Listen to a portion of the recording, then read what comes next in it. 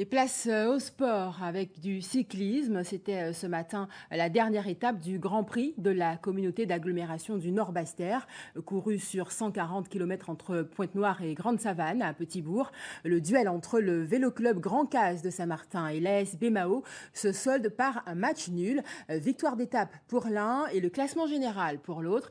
Une épreuve marquée par un contrôle antidopage d'envergure. Écho de course avec Henri Ménel et Philippe Grenier. Première victoire de la saison pour Ludovic Turpin qui s'impose en costaud sans pour autant détrôner Adam Persga qui se maintient en tête du classement général.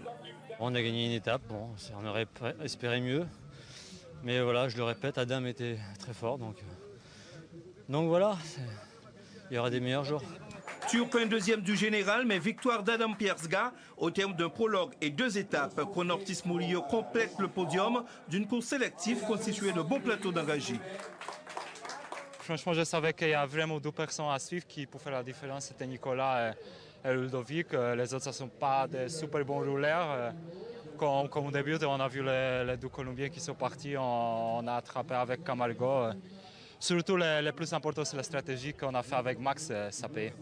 Il y avait aussi une course espoir remportée par Warren Hérin de l'USL, deuxième Loïc Laviolette de la PDL et troisième Jean-Louis Damas du VO2C, de jeunes espoirs vivement applaudis. Mais la veille, l'Agence française de la lutte contre le dopage avait fait sensation en opérant un contrôle inopiné sur 44 coureurs du peloton à l'arrivée de l'étape à Déhay.